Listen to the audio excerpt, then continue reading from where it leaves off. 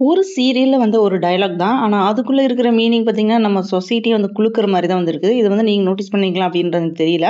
நம்ம எல்லாருமே டெய்லி பார்க்குற சிறகடிக்க சீரியல் ஒரு ஃபேமிலி என்டர்டெயின்மென்ட் அப்படின்னு நம்ம எல்லாருமே நெனச்சுட்டு இருந்தோம். ஆனா, அந்த சீரியல்ல ஒரு சீன் பார்த்தீங்கன்னா, லிட்டரலி கூஸ் பம்ப்ஸ் எல்லாம் கிடையாது. ஷாக்கிங் தான் குடுத்துருக்கு. ஒரு பொண்ண கத்தியில குத்திட்டாங்க. ரத்தம் சொட்ட சொட்ட உயிரோட போராடிட்டு இருக்காங்க. அந்த சிச்சுவேஷன்ல கூட அவங்க எலக்ஷன் நாமினேஷன் பண்ண போறாங்க. அது ஒரு எமோஷனல் சீன் அப்படின்ட்டு நம்ம எல்லாருமே ஃபீல் பண்ணிட்டு இருந்தோம். ஆனா, அதுக்கப்புறம் நடந்தது தான் பாத்தீங்கன்னா ஆக்சுவல் ட்விஸ்டே. அந்த சீரியல் ஹீரோவா இருக்கிற முத்து என்ன சொல்றாருன்னு கேளுங்க. சோ காசு குடுத்தா வாங்கிக்கோங்க, ஓட்டு மட்டும் எங்களுக்கு போடுங்க அப்படின்னு சொல்லியிருப்பாரு. அந்த ஒரு லைன் ஒரு சாதாரண டயலாக் மாதிரி எல்லாம் ஒண்ணும் தெரியல. ஏன் இந்த மாதிரி நான் சொல்றேன் அப்படின்னு பாத்தீங்கன்னா, இதே சேம் டயலாக ரீசெண்டா ரியல் லைஃப்லயும் யார் பேசுனாங்க அப்படின்ட்டு நிறைய பேருக்கு தெரிஞ்சிருக்கும். விஜய் எலெக்ஷன் கேம்பெயின்ல சொன்ன அந்த கான்ட்ரோவர்ஷியல் தான் அதே டோன்ல, அதே மீனிங்ல, அதே இம்பாக்ட்ல தான் இருந்துச்சு இந்த சீரியல்லயுமே.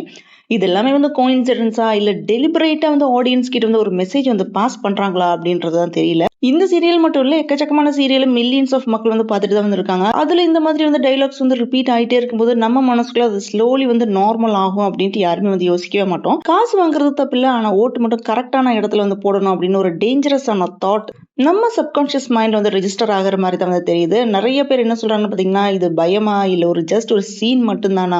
இப்ப எல்லாருமே கேட்கிற ஒரே கொஸ்டின் இதான் இருக்குது. அது என்னன்னு பாத்தீங்கன்னா, என்டர்டைன்மெண்ட்க்கு லிமிட் ஒண்ணு இருக்குதா இல்லையா? இன்ஃபுளுன்ஸ் ஸ்டார்ட் ஆகிற பிளேஸ் எதுவா இருக்குது? இப்ப இந்த ஒரு டயலாக் பாத்தீங்கன்னா ஒரு பெரிய கான்ட்ரோவர்சியா மாறி இருக்குது. இது இன்னும் எவ்வளவு பெரிய டிஸ்கஷனா மாறும், என்ன நடக்கும் அப்படின்றது யாருக்குமே தெரியாது. அதுவும் எலெக்ஷன் அப்ரோச் ஆகிற டைம்ல இந்த சீரியல்ல இந்த மாதிரி ஒரு கமெண்ட் வந்திருக்கிறதுனால கான்ட்ரோவர்சி ஸ்பார்க் ஆயிருக்குது. சோ இத பத்தி தான் நம்ம டீடைலா பார்ப்போம்.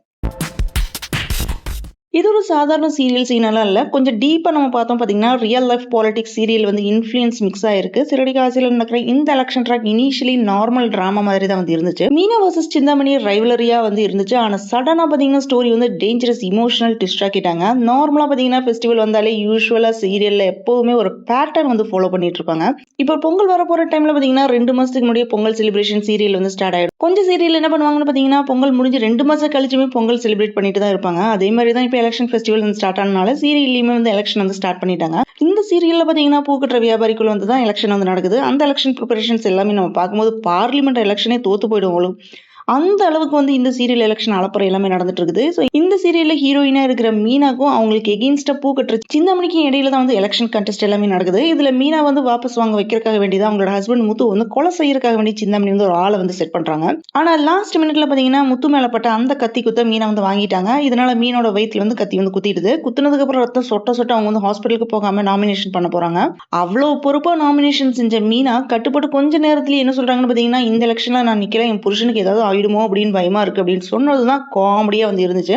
இது எல்லாமே பார்க்கும்போது ஒரு மிக்சட் ரியாக்ஷனா தான் இருக்கு. இந்த டிசிஷன் இவங்களுக்கு கத்தி குத்தனப்பவே திங்க் பண்ணி இருந்திருக்கலாம். அதை விட்டுட்டு இவங்க ரத்தம் சொட்ட சொட்ட நாமினேஷன் எல்லாமே செஞ்சுட்டு அதுக்கப்புறம் கட்டு போட்ட உடனே அதை வாபஸ் வாங்கலாம் அப்படின்னு சொல்றாங்க. சரி, அது ஒரு சீரியல், நம்ம சீரியஸா பார்க்க கூடாது அப்படின்னு விட்டுறலாம்.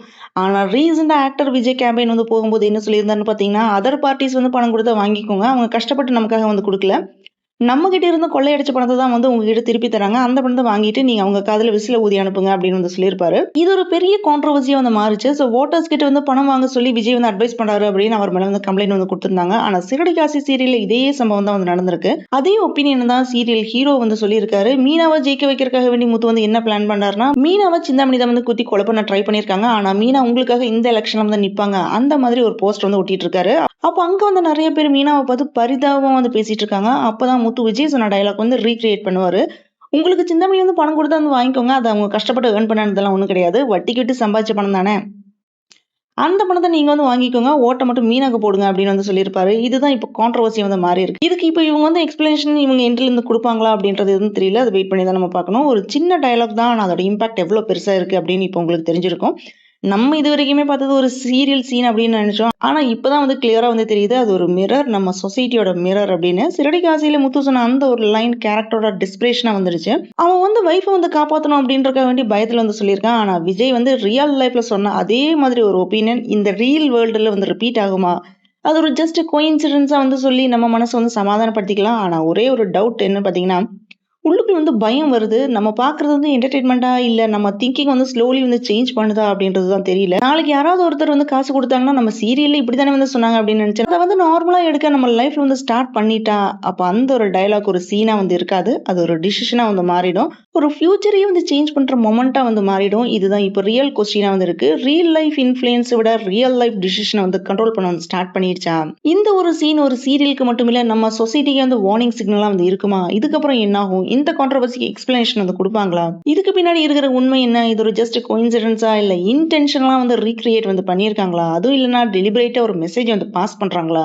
இந்த மாதிரி டயலாக்ஸ் டிவில வந்து ரிப்பீட் ஆகுறதுனால நம்மளோட மைண்ட் செட் வந்து அஃபெக்ட் ஆகுமா? ஓட்டுக்கு வந்து காசு வாங்குறது வந்து தப்பு கிடையாது. இதெல்லாம் சகஜம் தானே அப்படின்ட்டு நம்மளும் வந்து வாங்க ஆரம்பிச்சுருவோமா? அதே மாதிரி யூத் ஆடியன்ஸ் இத வந்து எப்படி எடுத்துப்பாங்க? சீரியல்ல முத்து சொல்றது பியூர்லி பாத்தீங்கன்னா, வைஃபோட லைஃப வந்து சேவ் பண்ணணுன்றதுக்காக வேண்டி டெஸ்பரேஷன்ல தான் வந்து சொல்றாரு. என் வைஃப வந்து காப்பாத்துங்க. அவங்க கஷ்டத்த வந்து புரிஞ்சுக்கோங்க அப்படின்னு தான் வந்து சொல்றாரு. அந்த பெயின்ல தான் அந்த டயலாக் வரும். ஆனா ப்ராப்ளம் என்னன்னா, அந்த எமோஷன் ஆடியன்ஸ் கிட்ட வந்து சிம்பதி வந்து கிரியேட் பண்ணும். அட் த சேம் டைம் அந்த டயலாக் வந்து ஒரு ராங் மெசேஜும் குடுக்கலாம் அப்படின்ற மாரி தான் வந்து இருக்குது. இப்போ ஆல்ரெடி பாத்தீங்கன்னா, இந்த சீன் வந்து சோஷியல் மீடியால ட்ரெண்டிங்ல தான் வந்து போயிட்டு இருக்குது. சீரியல் வந்து பொலிட்டிக்கல் இன்ஃப்ளூயன்ஸ் வந்து அதிகமா வந்து போயிட்டு இருக்குது. எலக்ஷன் டைம்ல இந்த மாதிரி டயலாக் வந்து கரெக்ட்டா இல்லையா?